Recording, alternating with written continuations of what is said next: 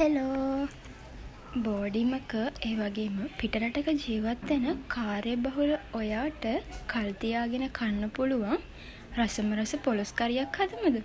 එන්නකෝ මං කියලා දෙන්නම්. හරි, අපි මුලින්ම අපේ පොලොස් ටික මෙන්න මේ විදියට හීනේ කෑලි වලට කපාගෙන මේකට ලුණුයි කහයි දාලා හොඳට කලවම් කරලා පැය භාගයක් විතර තියාගන්න ඕන. ඊට පස්සේ අපි එහෙම තියාගත්ත අපේ පොලොස් ටික මෙන්න මේ විදිහට අපි හොඳට මේක රන්වන් පාට වෙනකන් බැද ගන්න ඕන.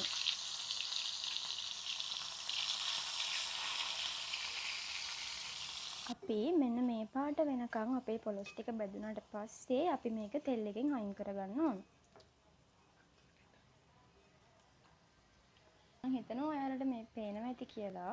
මෙන්න මේ පාටට වෙනකන් ඔයාලා හොඳට මේක බැදගෙන පස්සේ මේක තෙල් එකෙන් අයින් කරගන්න. අපි දැන් මිරිස් කුඩුයි 3-5 කුඩු ටිකකුයි මෙන්න මේ විදිහට හොඳට බෙද ගන්න ඕන. මේකට තෙල් දාන්න එපා ඔයාලා. මේක හොඳට රන්වන් පාට වෙනකම්ම බෙද ගන්න ඕන. ඔයාලා මිරිස් 3-5 ටික මෙන්න මේ පාටට එනකම්ම හොඳට බෙද ගන්න ඕන.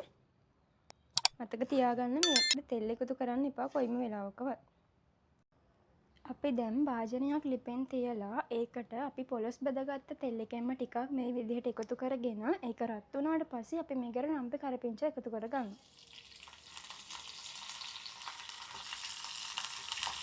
දැන් අපි බෙදගත්ත පොලොස් ටික මේ තෙල් එකට මෙහෙම එකතු කරගමු. අපි මේක හොඳට කලවම් කරලා අපි කලින් බෙදගත්ත මිරිස් 3-5 කුඩු ටික තියෙනවනේ. අපි ඒ ටිකත් මෙන්න මේ විදිහට මේකට එකතු කරගමු. දැන් මේක හොඳට කලවම් කරගමු.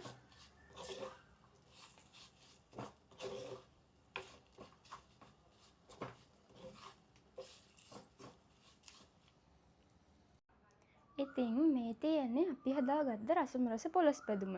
මේක ඔයාලට මාසයක් වුණත් කල් තියාගෙන කන්න පුළුවන්. හැබැයි මතක තියාගන්න ඕන මේක අසුරනකොට මේක හුලං වදින්න නැති වතුර නැති භාජනයක අසුරන්න ඕන. ඒ වගේම ඔයාලා මේක පාවිච්චියට ගන්නකොටත් භාවිතා කරන හැන්ද වතුර නැති හැන්දක් වෙන්නත් ඕන.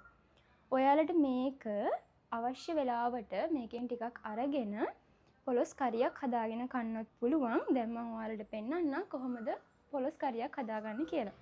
අපි දැන් බලමු පොලොස් කරියක් හදාගන්නේ කොහොමද කියලා. තෙල් ගොඩක් එකතු කරගන්න එපා. මොකද අපේ පොලොස් බැදුමේ තෙල් තියෙන නිසා. අපි මේ තෙල් ටික රත් වුණාට පස්සේ අපි රත් වෙච්ච තෙල් එකට මෙන්න මේ විදිහට ඉඟුරු සුදු ලුණු එකතු කරගන්නවා.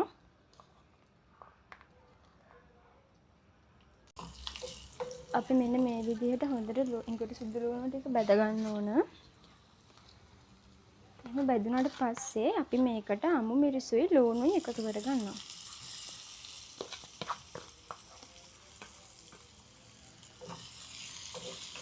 මේක චුට්ටක් බැදුනට පස්සේ අපි මේකට අපි කලින් බෙදගත්ත පොලොස් ටික එකතු කරගන්න ඕන. ඔයාලා මෙතරදී මේකට රම්පේ කරපිංචා එකතු කරගන්න අවශ්‍ය නැහැ. මොකද අපි කලින් පොලොස් බෙදුමට මේ ටික එකතු කරගත්ත නිසා. අපි පොලොස් ටික එකතු කරගෙන හොඳට මේ විදිහට කලවම් කරගන්න ඕන. ඔයාලට මෙතනදී තෙල් එකටම එනසාල් කුරුඳු කරාඹු නැටි වගේ දේවලුත් එකතු කරගන්න පුළුවන්. මේක පුළුවන් තරම් මද ගින්දරියෙන් පිස ගන්න බලන්න. මොකද එහෙම නොවුනොත් මේක ඉක්මනට කර වෙන්න බලනවා. අපි දැන් පොලොස් ටිකත් එකතු කරගෙන මේක ටිකක් වෙලා දුන්නට පස්සේ අපි මේකට මෙන්න මේ විදිහට මිටි කිරි ටිකක් එකතු කරගමු. මෙතනදී දිය කිරි දාලා තියන්න අවශ්‍ය නැහැ. මොකද මේ පොලොස් බැදුම අපි කලින් හදාගෙන තිබුණ නිසා අපිට මේක ඉක්මනටම හදාගෙන කන්න පුළුවන්. ඒක නිසා ඔයාලා මෙතනදී මිටි කිරි විතරක් එකතු කරගත්තාම ඇති. ඔයාලට පේනව නේද?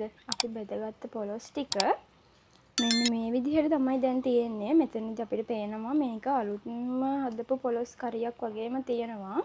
අපි මේක බෙදගත්ත පොලොස් වලින් හැදුවා කියලා කියන්නවත් බෑ. අපි දැන් මෙතනදී මේකේ රස බලලා ලුණු මදි නම් තව ටිකක් එකතු කරගමු.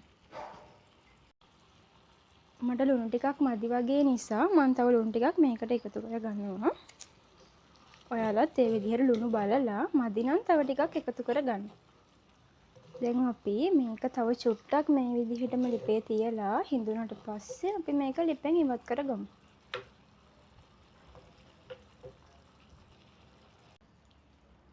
බලන්නකෝ අපේ පොලොස් කරියගේ ලස්සන. ඉතින් ඔයාලට පේනවනේ අපි බැදගත්ත පොලොස් බැදුමින් පොලොස් කරියක් හදාගත්ත විදිහ. ඇත්තටම මේක මාරම සුවඳයි, මාරම රසයි. ඔයාලට පේනවා ඇති මේක අලුතෙන් හදාගත්ත පොලොස් ගෙඩියකින් හැදුවා වගේම තියෙනවා කරිය එක.